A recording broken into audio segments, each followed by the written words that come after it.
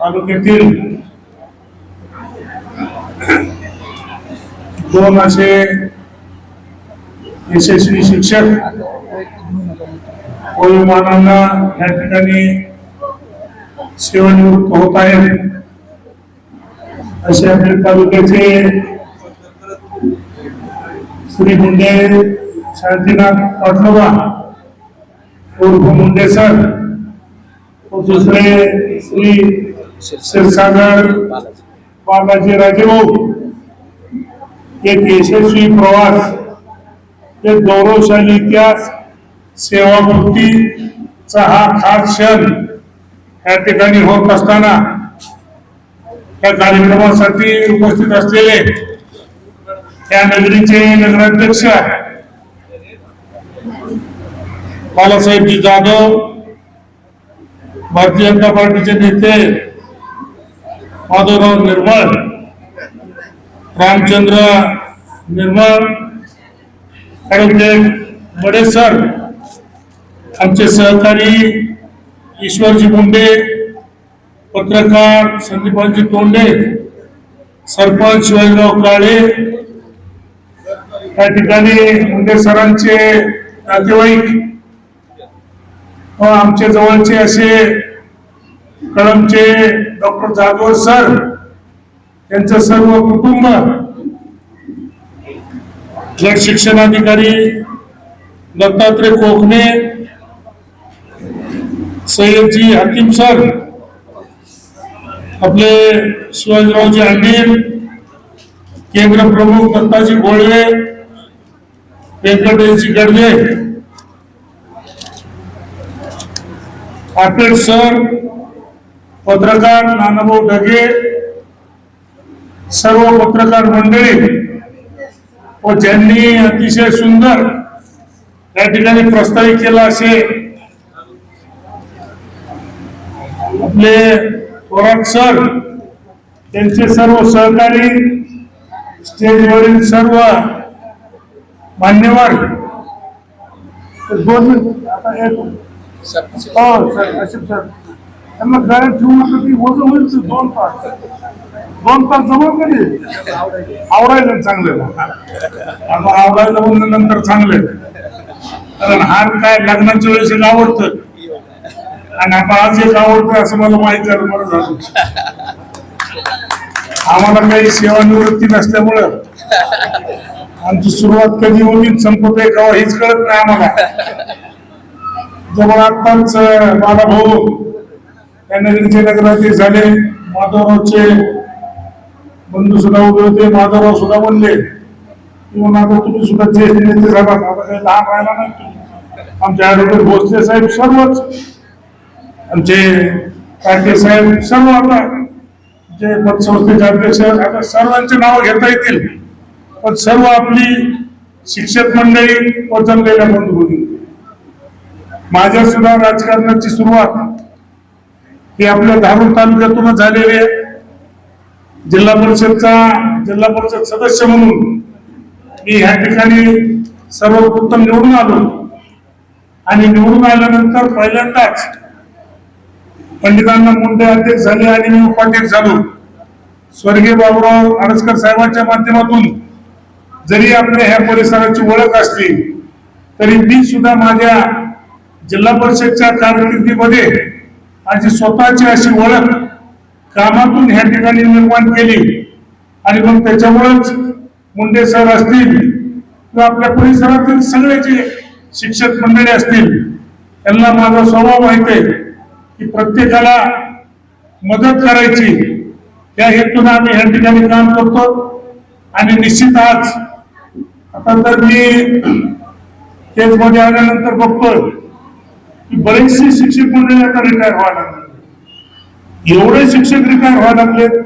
मी आत्ताच अंडील सरला म्हणलं, आणि अंडील सर तुमचं काय हे नाव चुकलं काय, जन्मतारीख काय? मला जसं बघतात तसं कुठल्याही कार्यक्रमाची पत्रिका असते की त्यामध्ये तुझं अंडील सरचं नाव असतं. नाही म्हणजे जवळ आलंय म्हणजे, तरी मी म्हणलं तपासा, नाही तर असंच चालायचं तुम्ही रिटायर कवा झाले कळायचंच नाही.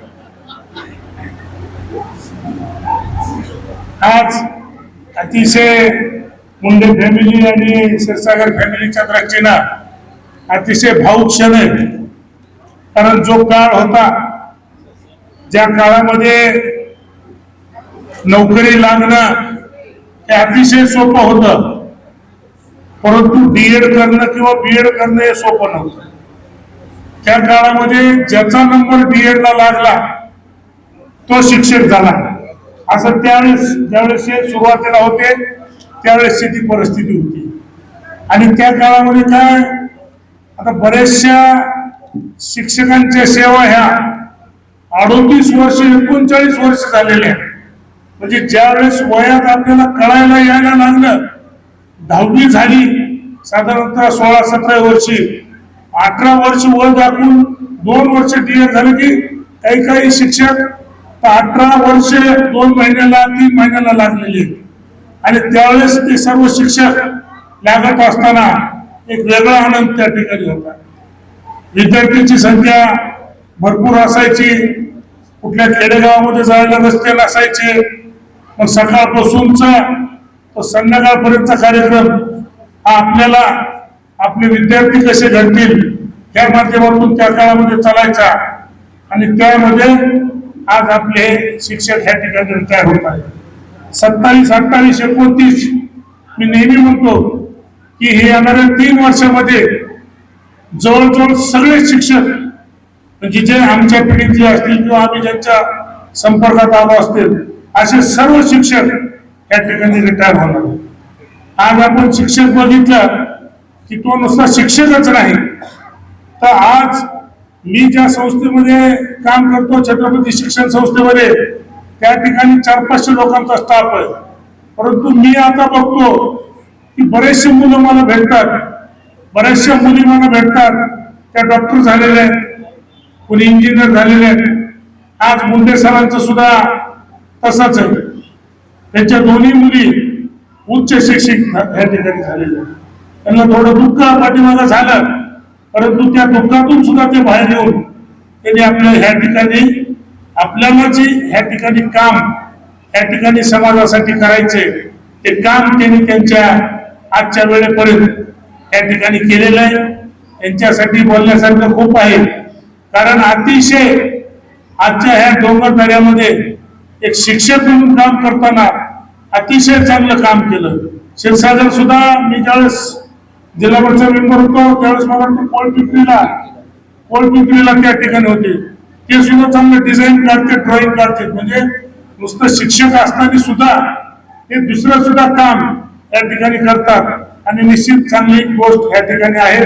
आज धारूर सारख्या तालुक्यामध्ये 6 महिने विद्यार्थी असतात, 6 महिने विद्यार्थी नसतात, परंतु अशा तालुक्यामध्ये सुद्धा शिक्षण देऊन आज ही मंडळी आज ह्यापर्यंत या ठिकाणी पोहोचलेली आहे. समोर सुद्धा भरपूर अशी शिक्षक मंडळी त्या ठिकाणी आलेली आहे. आज 1 मे आहे, महाराष्ट्र दिनाचा कार्यक्रम असून सुद्धा आपण सर्व शिक्षक या ठिकाणी आपापल्या शाळेवर झेंडावंदन करून या ठिकाणी आलेलं आहे. निश्चित आपलं हे प्रेम असंच या ठिकाणी राहिलं पाहिजे. आणि येणाऱ्या काळामध्ये आज हे दोन्ही शिक्षकाच्या हातून त्यांनी विद्यार्थी घडवण्याचं काम त्यांच्या काळामध्ये ह्या ठिकाणी केलंय. पुढच्या भविष्याच्या काळामध्ये सुद्धा ते समाजामध्ये एक चांगलं काम त्या ठिकाणी करतील एवढंच या ठिकाणी सांगतो. आणि अशा चांगल्या कार्यक्रमाला मला आपण अध्यक्ष म्हणून या ठिकाणी बोलावलं, सत्कार केला, त्याबद्दल आपल्या सर्वांचे मी या ठिकाणी आभार मानतो. थांबतो. जय हिंद, जय महाराष्ट्र. फक्त पुढे बोलू नका, मी एकटाच जातो. लग्न आहे थोडे जरा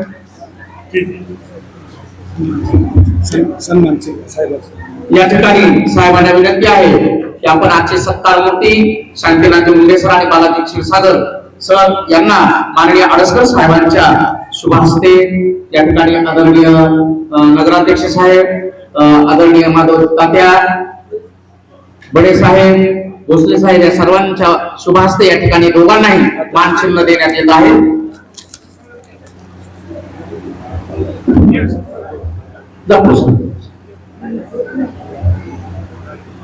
या ठिकाणी माननीय श्रीमान रमेशरावजी आडसकर यांच्या परिवाराच्या वतीने या ठिकाणी सन्माननीय शांतीनाथ मुंडे सर आणि बालाजी क्षीरसागर सर यांना या ठिकाणी सन्मान चिन्ह या ठिकाणी देऊन त्यांना गौरवण्यात येत आहे.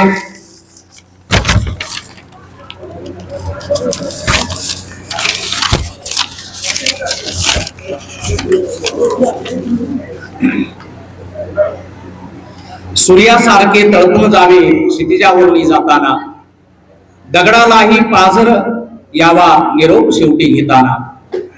मोठे भाग्यवान आज आम्ही गुरु आपल्या समलाभले, सहवासाने आपल्या जीवन आमचे धन्य